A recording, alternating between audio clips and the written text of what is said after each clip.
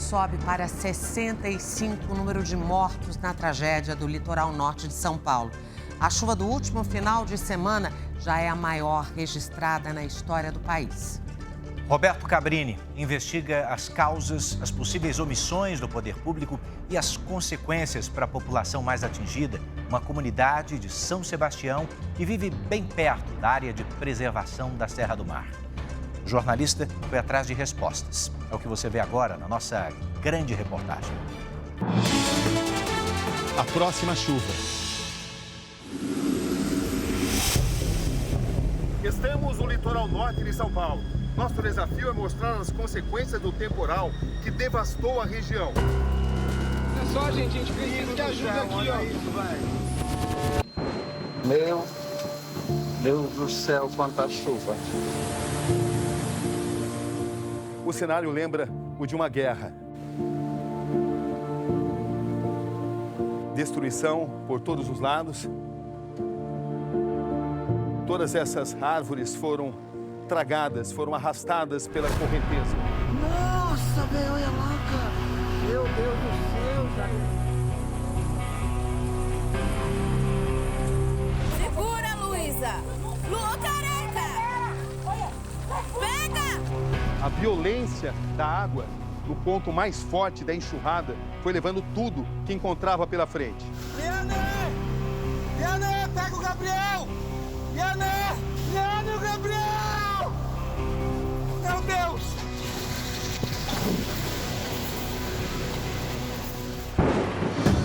Como sobreviver em meio a tamanha destruição?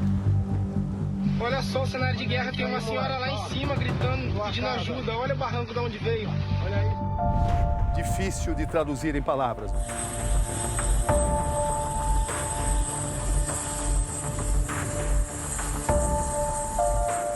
Cenário desolador. E as perguntas que todos se fazem. Essa tragédia poderia ter sido evitada? Vamos atrás de respostas.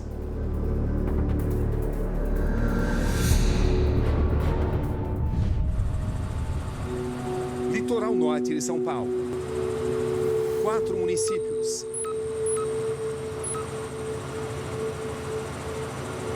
180 praias. Belezas naturais. Atrativos turísticos. De longe, tudo parece normal. Nesse sábado, um sobrevoo revelador. Vemos os primeiros sinais de destruição. Estamos nesse momento sobrevoando o trecho da Rio Santos que atravessa a praia de Juqueí, aqui no litoral norte. Daqui dá pra gente observar que a estrada nesse trecho está completamente bloqueada, muita terra cobrindo completamente a pista. Trechos inteiros da Rio Santos desapareceram nesse grande temporal. As águas cristalinas das praias estão assim.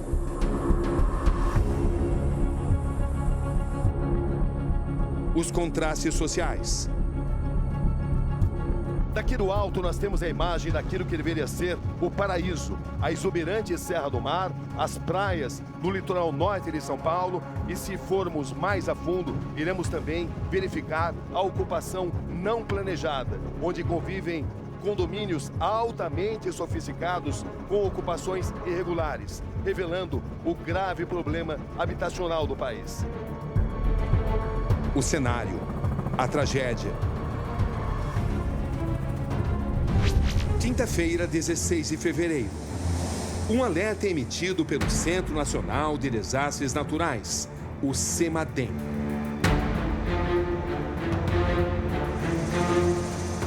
A mensagem repassada ao governo federal e à Defesa Civil de São Paulo é clara. O risco é de catástrofe. Manhã de sexta-feira, uma reunião emergencial. Representantes dos governos federal e estadual recebem a lista com todas as áreas em risco no litoral norte. 24 horas depois, 6 novos alertas de desastre e deslizamento de terra.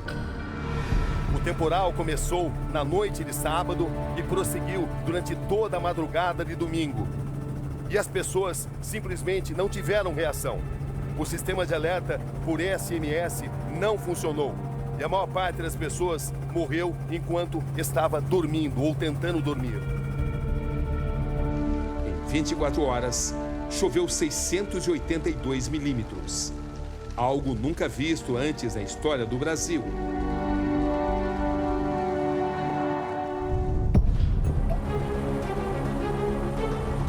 A natureza em fúria.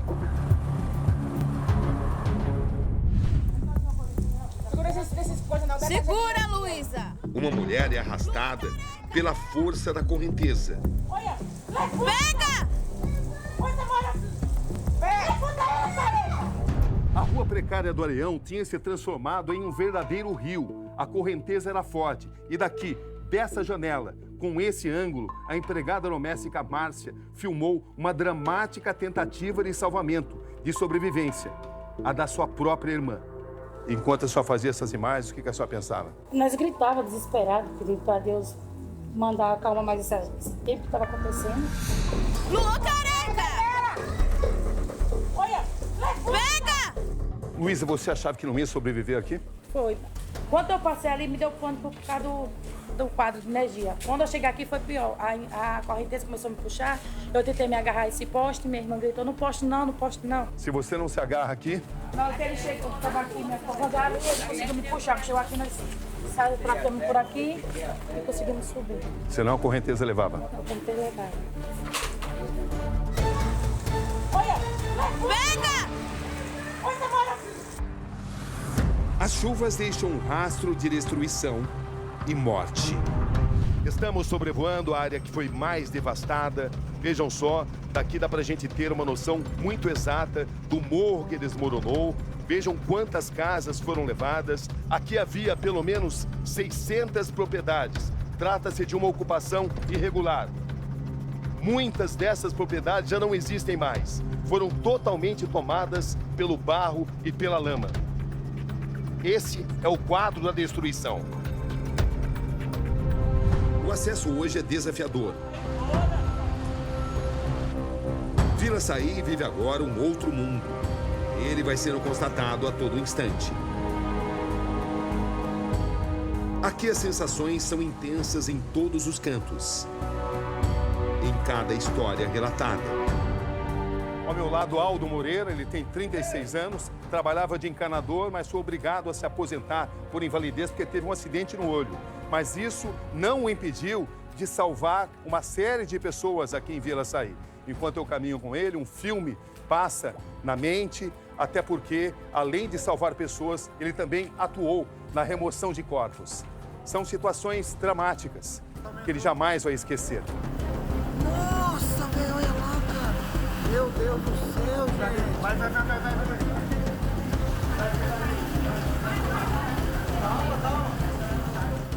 Uma imagem que jamais vai sair da sua cabeça. Tirar uma criança. Isso sempre vai estar com você. Não vai sair mais nunca.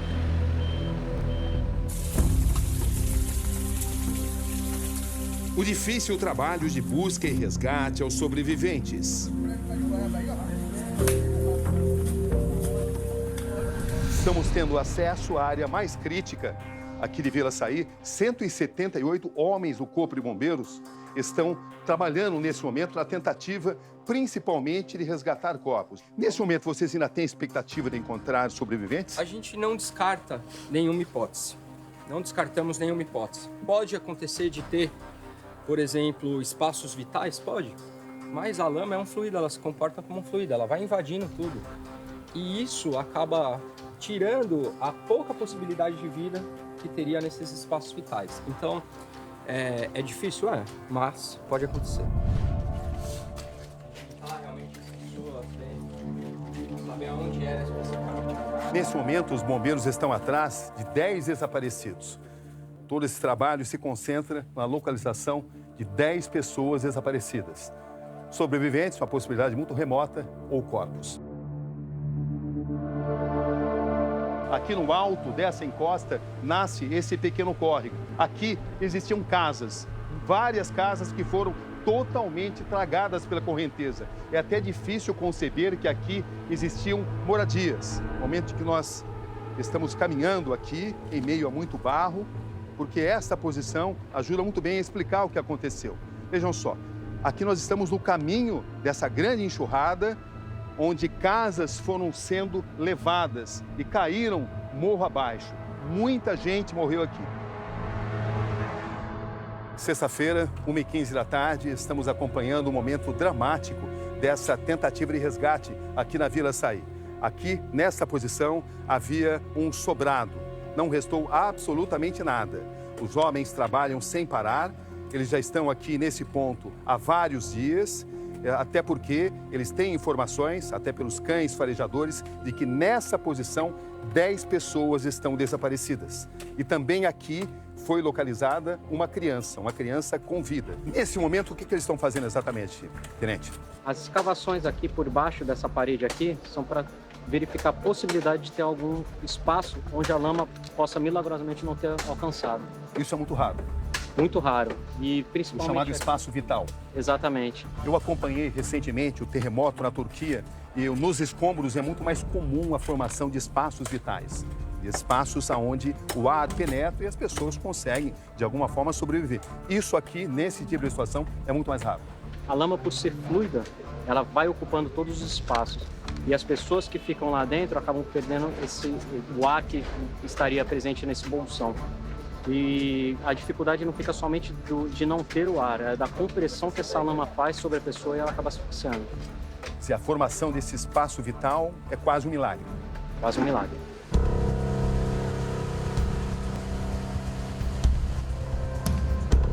William mora há 10 anos na Vila Saí e nunca tinha visto uma tempestade como essa. Meu Deus! Meu Deus, levou a casa aqui embaixo com gente, cara! Levou todo mundo, meu Deus! Não tem outra palavra para descrever, senão a que me vem à mente é uma avalanche. Meu Deus, vai que ajuda no 99, gente! Liga no 99, Jesus Cristo! Eu tirava entulho, tirava a porta, colocava a porta em cima de entulho para conseguir passagem. É um trabalho duro, árduo, que não pode parar e não vai parar até que o último corpo seja localizado. Ando em meio ao barro, em ruelas que antes eram cobertas por rústicas pedras e concreto, que agora se transformaram em um rio de lama. Estamos nesse momento na rua principal de Vila Saí. E a situação é essa, caótica. Barro tomando conta de um lugar, de uma via repleta de comércios. As pessoas passavam aqui em grande quantidade, a vida existia nesse setor de Vila Saí com grande intensidade. E agora a tentativa é de fazer a situação ser retomada, o que não é fácil. As máquinas trabalham sem parar, retirando enorme quantidade de lama. É um trabalho para muitos dias, talvez semanas. Quando, afinal, Vila Saí vai retomar o que era antes? Sou zelador. Escuto o clamor de desalojados a perder de vista. E o que você viveu aqui? Olha, Cabrini, aqui a gente viveu um momento de terror. Isso aqui em casa é alto, ó. Olha a casa do pessoal ali, ó. Gente que não tem mais para onde ir. Os heróis, que foi a população. Ouço a dor dos que foram para sempre afastados, daqueles que amavam, e tento entender o que se passou por aqui. Uma cena de terror. Como eu já tinha visto só em filme de terror, né? Já se sabia há muito tempo que algo assim poderia acontecer. Restava apenas confirmar a data. Mas nem isso fez com que providências fossem tomadas devidamente. A vila, com seus 3.600 habitantes, composta em grande maioria por operários da região e suas famílias, grita o problema habitacional de todo um país. Aqui todos já tinham ouvido falar do risco de ocupar áreas expostas a deslizamentos. Mas para onde ir? Mesmo antes do temporal avassalador, a vila sempre caminhou por trilhas obtusas. O Brasil tem hoje, segundo a Defesa Civil Nacional, mais de 14 mil pontos com alto risco de deslizamento, onde vivem mais de 4 milhões de pessoas. Um barril de pólvora sempre prestes a explodir. Saía, na verdade, uma ocupação irregular iniciada em 1987, na borda do Parque Estadual da Serra do Mar, local de preservação ambiental, às margens da rodovia Rio Santos. Tivemos acesso a esse documento no Ministério Público de São Paulo. O parecer técnico é de 2015 e, desde essa época, já aponta a Vila Saí, em São Sebastião, em situação crítica. As famílias estão localizadas dentro dos perímetros de risco e a recomendação é que essas pessoas devem ser retiradas. Casas que, segundo o dossiê, estão à beira do colapso. A ocupação desorientada e a condição do solo colocam a população em perigo. Diante desse quadro grave, a CDHU, Companhia de Desenvolvimento Habitacional e Urbano do Estado de São Paulo, elaborou um plano de reassentamento. Trata-se de um estudo para a construção de moradias populares para famílias que vivem na Vila do Saí. O mapa mostra que a comunidade está bastante próxima do limite estabelecido como área de preservação da Serra do Mar. Dentro desse chamado núcleo da Vila do Saí, existem 624 casas. Dessas, 149 deveriam ser removidas pelo risco de desmoronarem. Conforme o projeto, essas famílias seriam reassentadas em uma parte mais segura. O plano foi apresentado à Prefeitura de São Sebastião em janeiro de 2022, ou seja, há um ano, mas não houve andamento. Nesse momento, vamos ter acesso ao prefeito de São Sebastião. Prefeito Felipe Augusto, boa tarde. Obrigado por me atender em um momento tão difícil como esse. O que o senhor gostaria de pedir nesse momento, prefeito? Olha, é muito importante a gente reforçar a solidariedade do povo brasileiro e pedir atenção com produtos de limpeza. Então agora a gente precisa ou de doações direto para o Fundo Social de Solidariedade, como recursos financeiros, ou apenas mesmo produtos de limpeza. Prefeito, nós tivemos acesso a um documento do Ministério Público de 2015, onde existe um grande alerta para a possibilidade de uma catástrofe nesta região, onde fica a Vila Saí. Até que ponto o senhor estava devidamente preparado? Até que ponto houve omissão, prefeito? Olha, a omissão no nosso governo não houve, Cabrini, isso eu posso lhe garantir. Estou prefeito desde 2017 e os maiores investimentos em regularização fundiária, treinamento de defesa civil, monitoramento de áreas de risco foi do nosso governo. Prefeito, existe um projeto da Companhia de Desenvolvimento Habitacional, onde se trata da construção de casas populares na Vila Saí. E nesse projeto existe um dado muito importante. Das 624 casas, se recomenda que 149 teriam que ser retiradas urgentemente por estarem em áreas de risco. O senhor tinha conhecimento disso? Por que isso não teve andamento? Bom, isso teve andamento, a gente recebeu sim, e tem que ficar muito claro que a remoção desse morador em área de risco, ela não é possível. Ela é possível agora numa ação compulsória por determinação do Tribunal de Justiça que autorizou as autoridades do Estado e do município fazer essa remoção. Mas não passa a impressão de que houve omissão?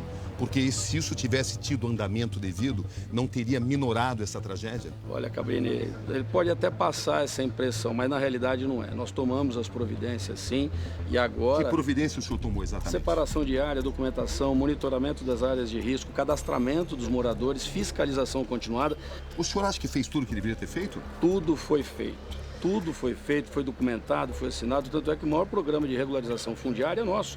A Vila Saí tinha 95% de microdrenagem, asfalto, toda a estrutura urbanística já realizada. Mas se tudo foi feito, por que tantas pessoas morreram? Porque o excesso de chuva nunca visto na história derreteu todos aqueles morros da região. Prefeito, eu cobri recentemente a guerra da Ucrânia, quando havia a iminência de um ataque, do bombardeio, havia uma sirene que alertava as pessoas.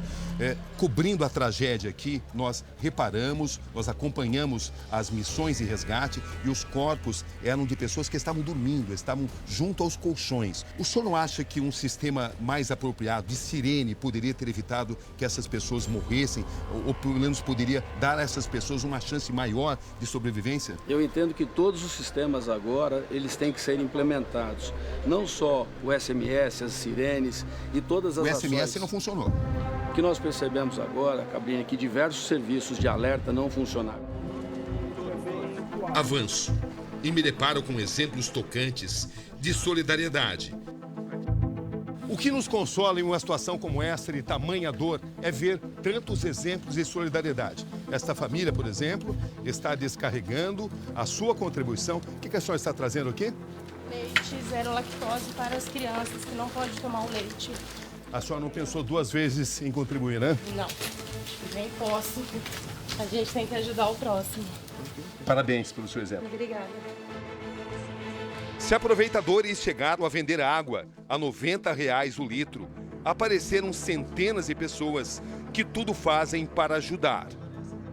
Diretor de uma pousada de luxo em Maresias, Tiago Marvulo foi um dos que coordenaram trabalhos de arrecadação e depois de transporte em barcos de produtos essenciais para os desabrigados. Vocês não pensaram duas vezes em ajudar? Sem dúvidas. Aqui, nosso hotel está fechado e a brigada está toda nessa missão aí de amor e compaixão ao próximo, né?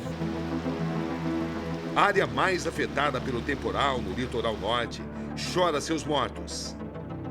Tenta, de alguma forma, recuperar o que já foi um lugar onde os moradores costumavam compartilhar suas dificuldades, mas jamais deixavam de festejar a vida nos fins de semana. As agruras serviam apenas para uni-los. Agora tudo é muito mais difícil e pesado. Todo esse sofrimento, toda essa dor não tem volta, mas restam lições. Lições que podem ou não ser aprendidas. Vamos esperar pela próxima chuva ou vamos, de fato, aprender como lidar com situações como essa, com desastres naturais, com hora marcada? A eterna e inquietante questão que faz parte da tragédia. Em suas causas, suas consequências e sua angustiante encruzilhada de vida e de morte.